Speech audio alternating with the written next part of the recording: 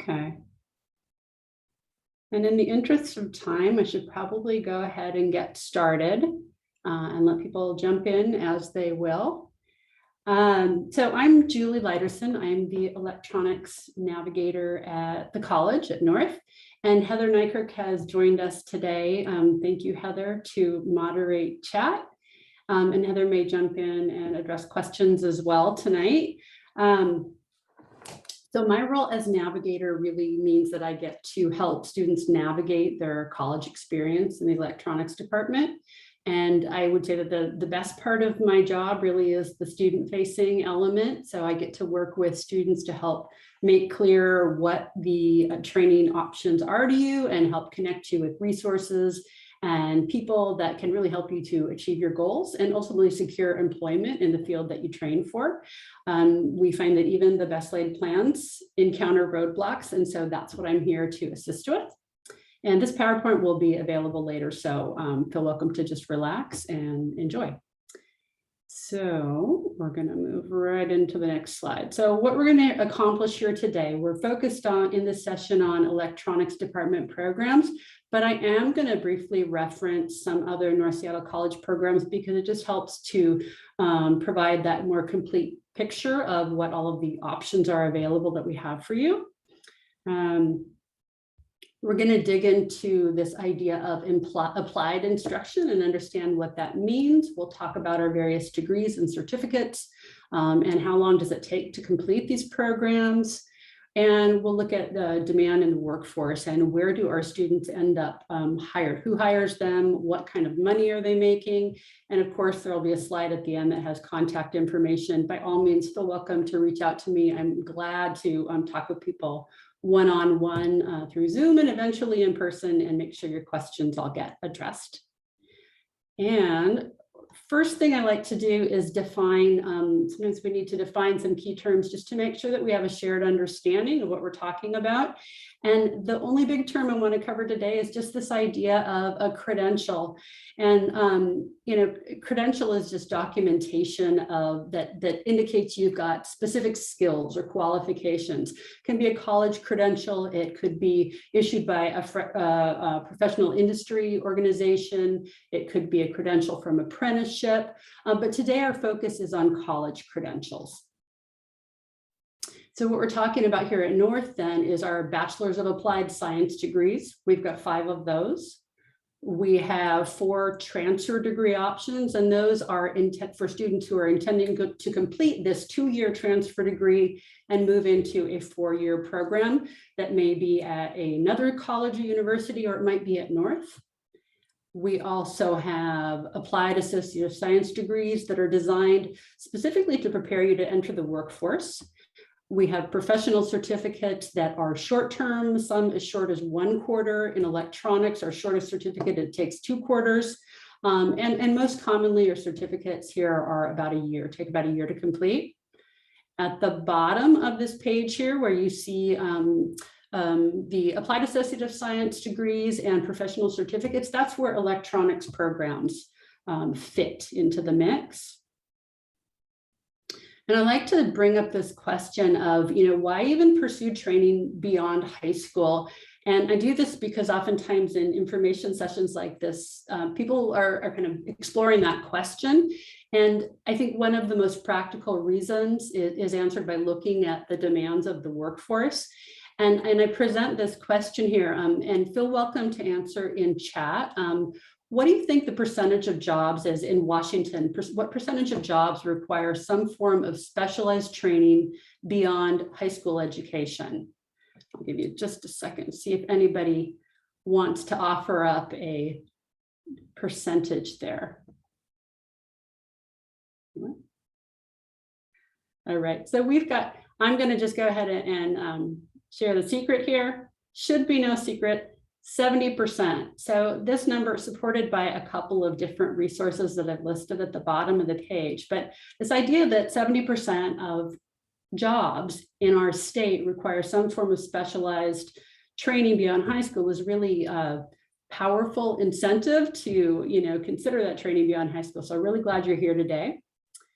And let's move into, okay, so they talked in the beginning a little bit, the introduction about the larger Seattle College District, and I'm going to break it down to narrow it or focus in on electronics. So at North, we have a division, it's called the Workforce Instruction Division. It's very large.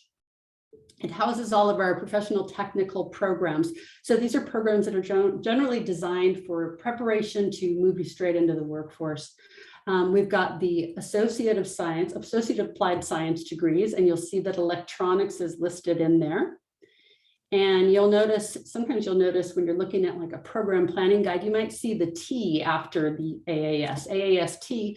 This indicates it's a transfer degree. So we do have some transfer degrees that are housed in our workforce programs or our Prof-Tech programs. And we also have our Bachelor's of Applied Science degrees there. And now we're going to zoom into our department, electronics department. Within this department, we have 5 degree options, and I've listed actually a 6th option below that. So we've got 5 options, and they're color coded. You see some blue, green, purple, mustard colored. Those ones that are in a color other than black have embedded certificates. And you'll notice I've added another column in on the slide to show, for instance, the electronics technology degree has 3 certificates embedded in that degree.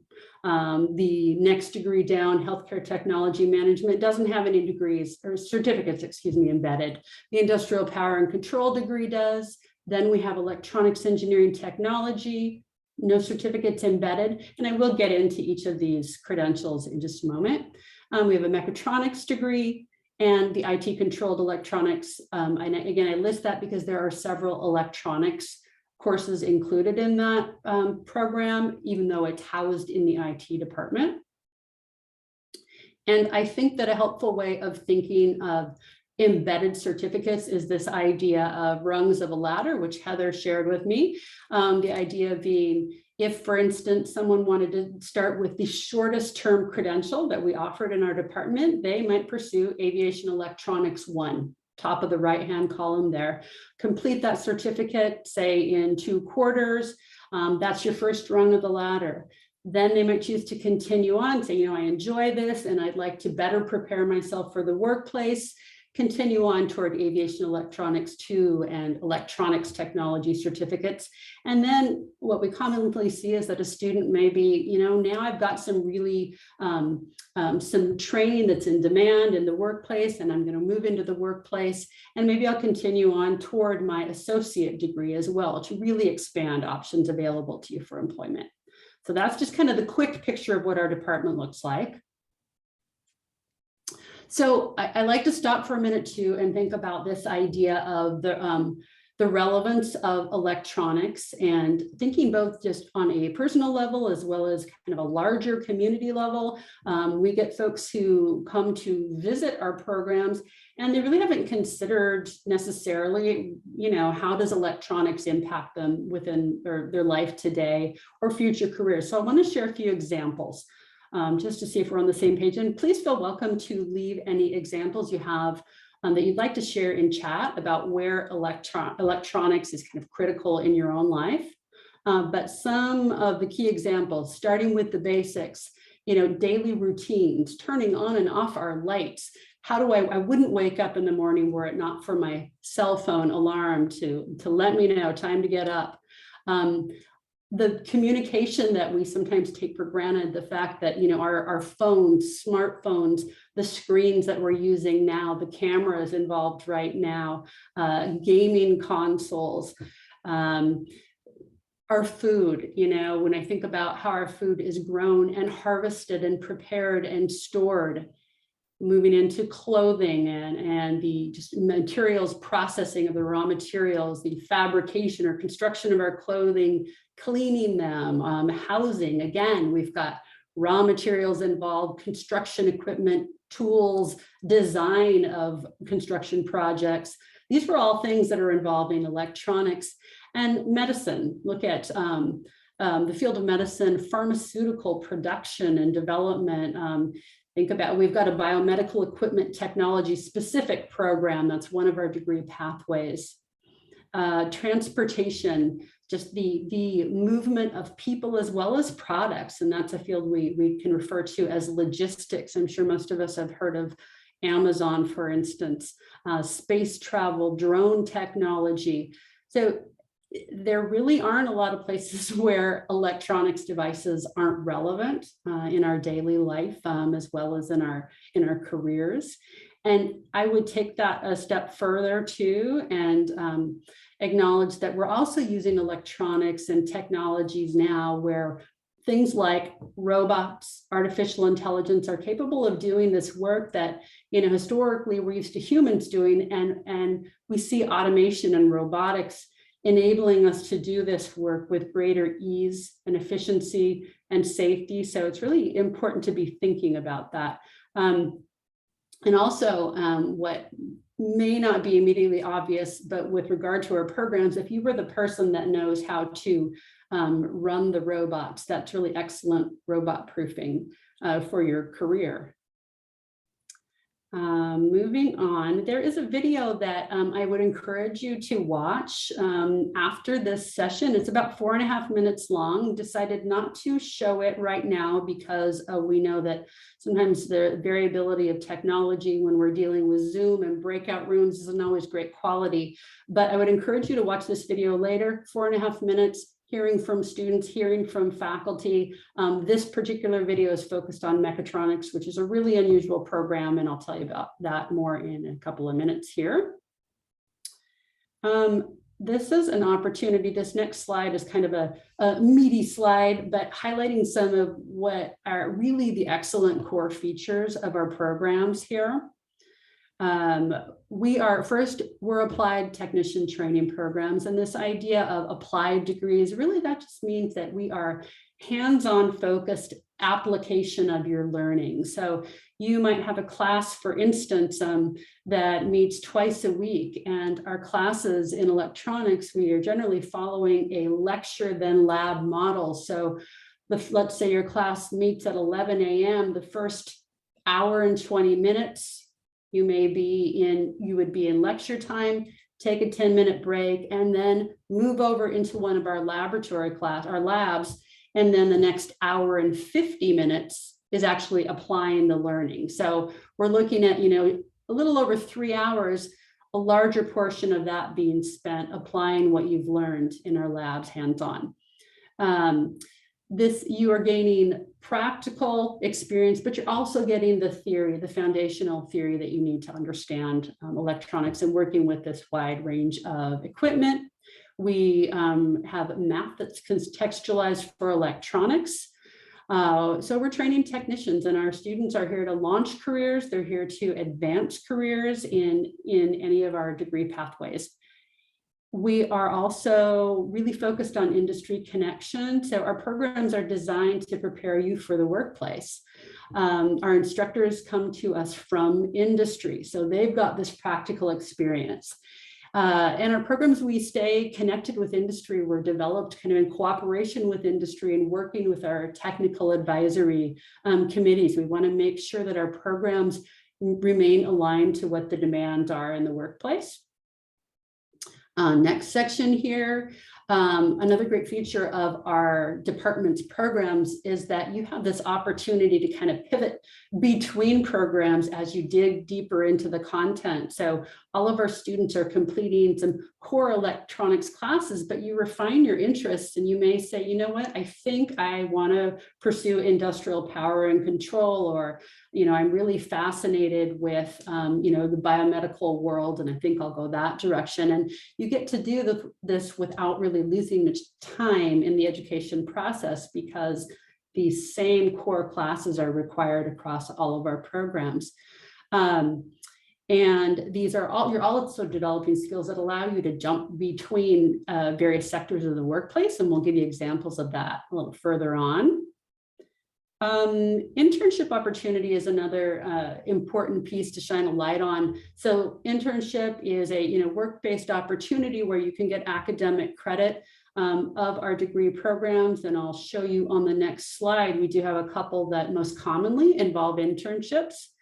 And this seemed a great opportunity to share that we do frequently hire our students as teaching and lab assistants. So excellent employment experience. You know, when you teach something, you have to know it really well. So you might take a DC electronics class, for instance, and really enjoy it. And you talk with the instructor and see if maybe you could act as a lab assistant in the next quarter.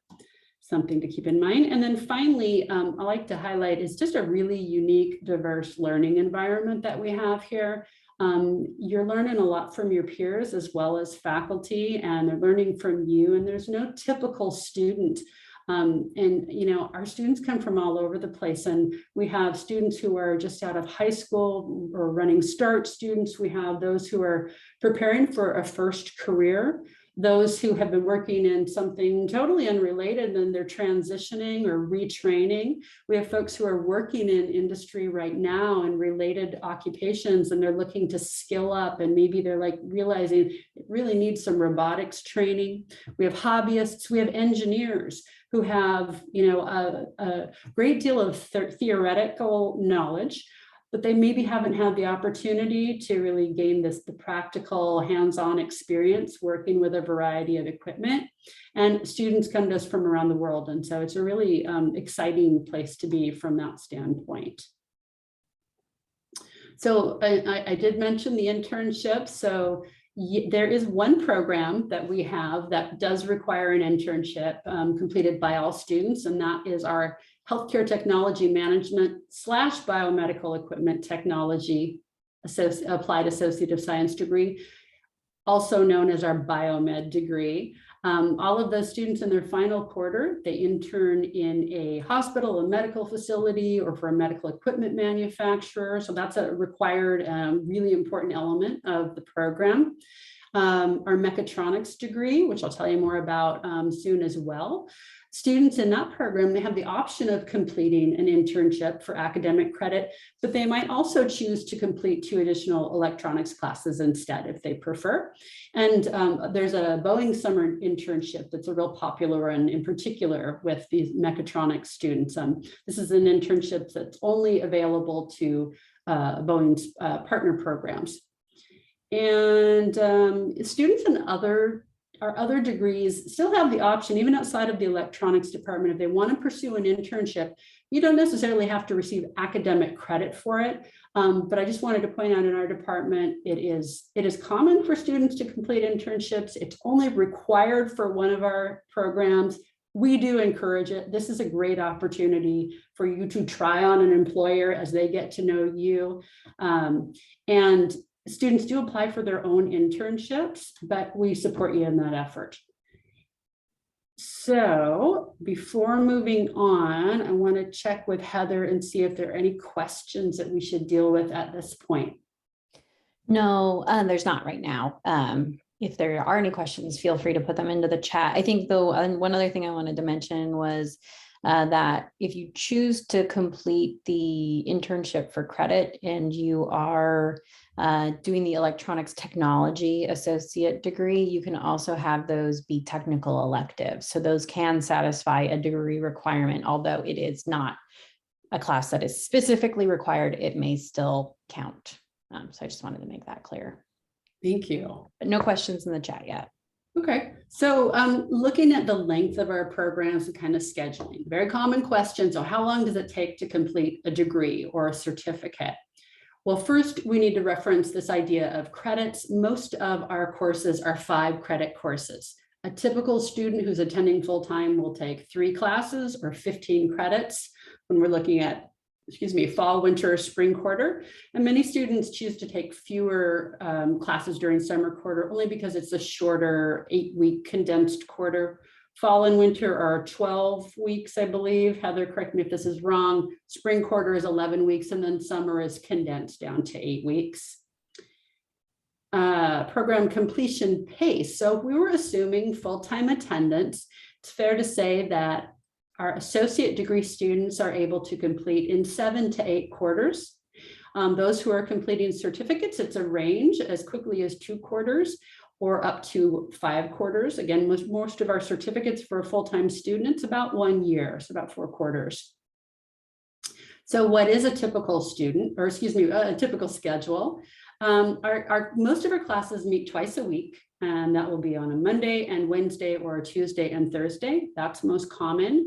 We have hybrid classes as well. Those are classes that meet one time a week, but there's still that expectation of additional work that's completed outside of that time. So it's almost like having two classes, but only one that has a designated meeting time. We don't have classes on Friday. There's one exception to that, and that's a 1-credit soldering class. And that's unusual because it's only 1 credit, and it's a class that meets the first 3 weeks of the term, and then you're essentially done with that class early in the term. And hours, another common question. So our classes in the electronics department, we don't have any early morning classes. Our earliest classes begin at 11 a.m.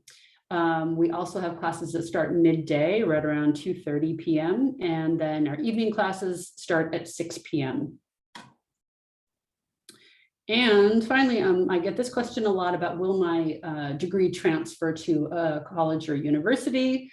Well, we do have one electronics degree, which I'm going to show you in a minute, that is a transfer degree, and I'll explain why that is different from the others.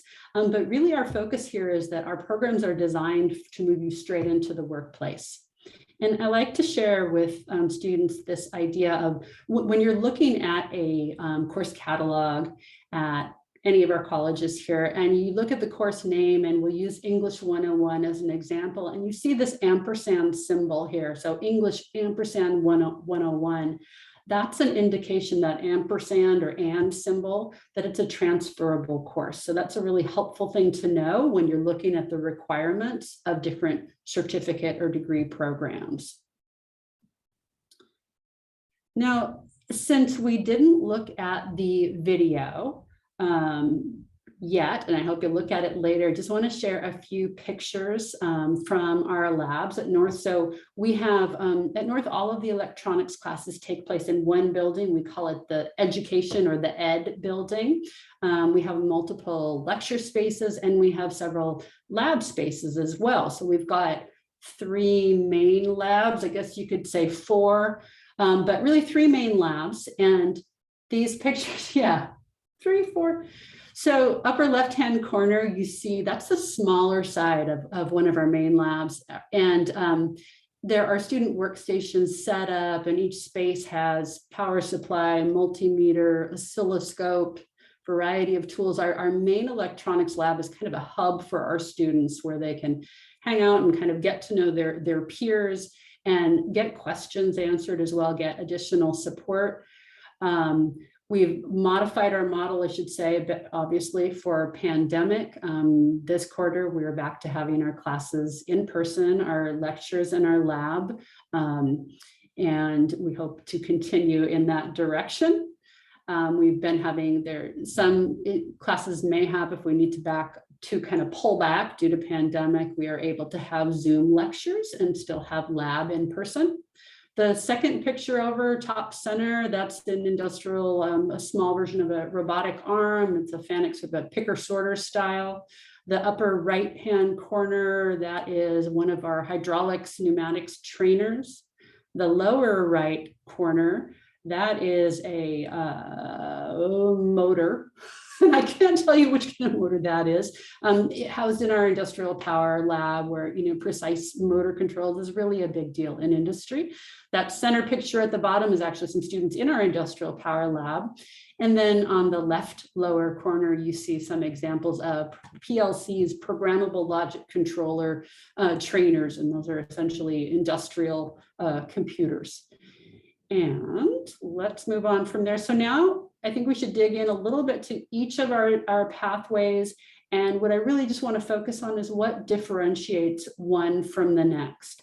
So first off, electronics technology, AAS, this is a broad-based, in-depth electronics training.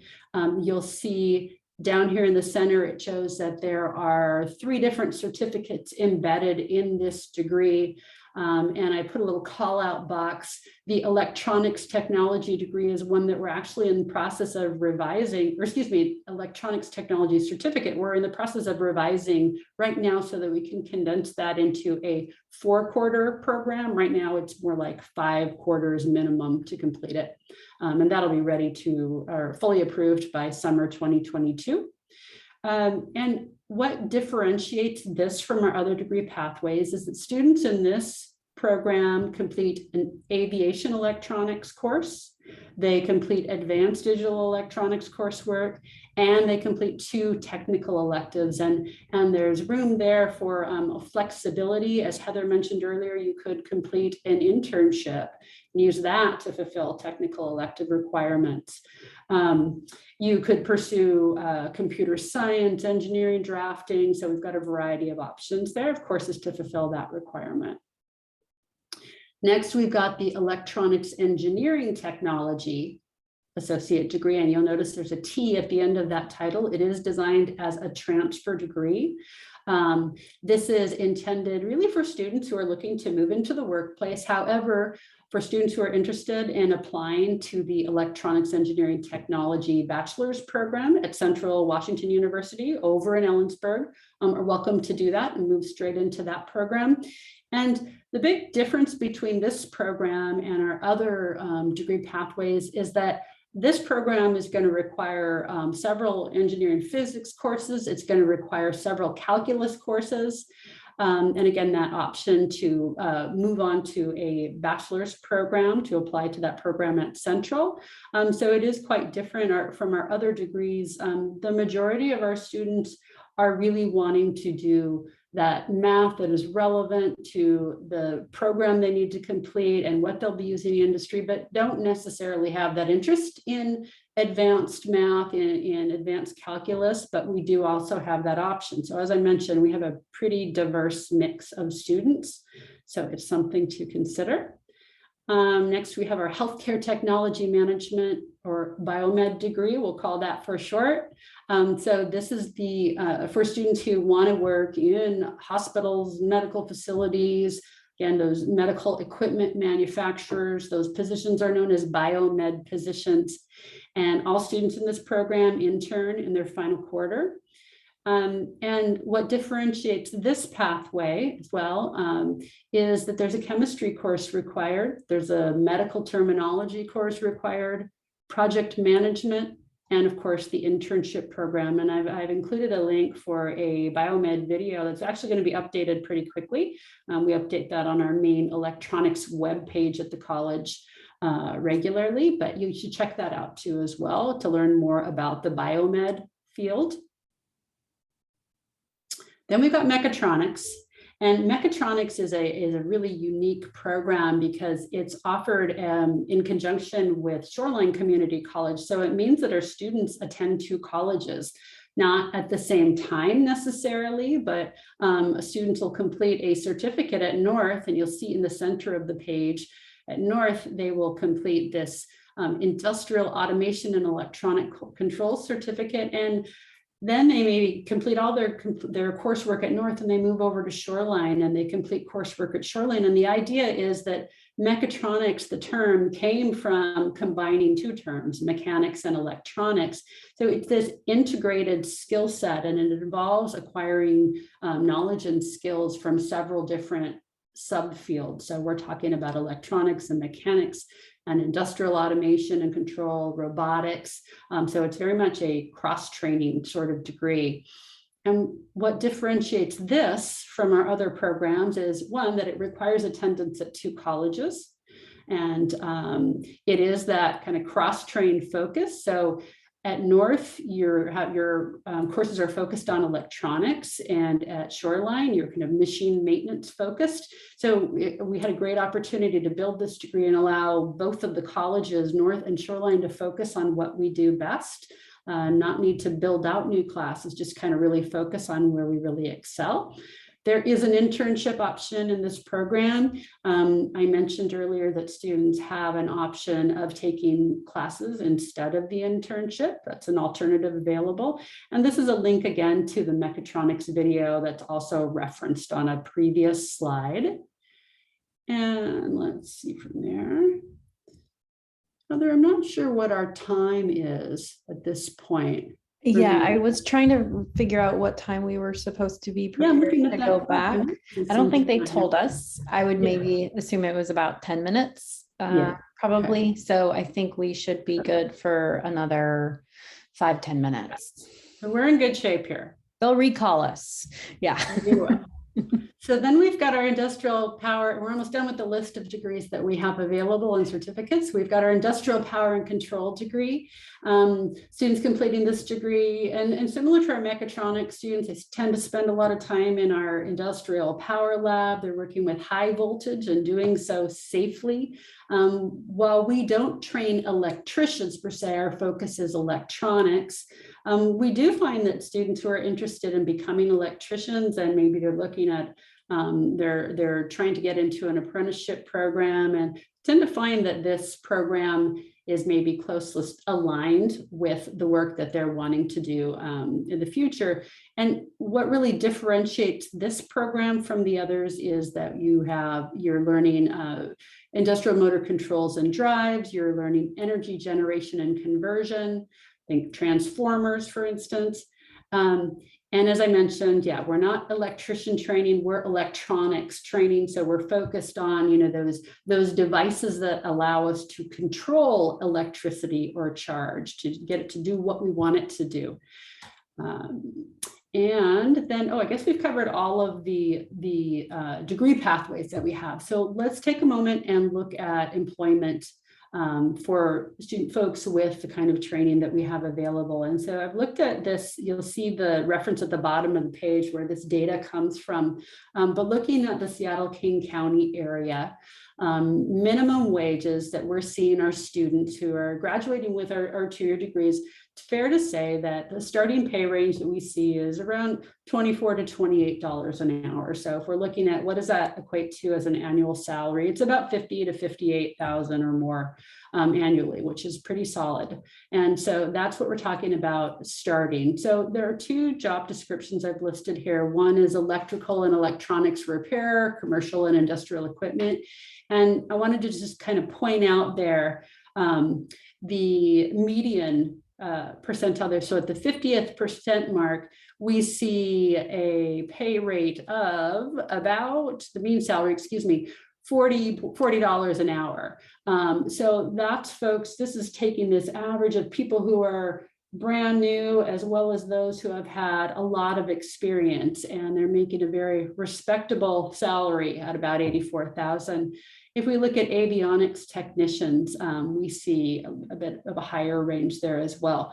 But there are quite a few different job titles that students who graduate our programs look for. And so these are a couple of examples, but electronics technician, control technician, robotics technician being kind of a key word to reflect the programs that our students move into.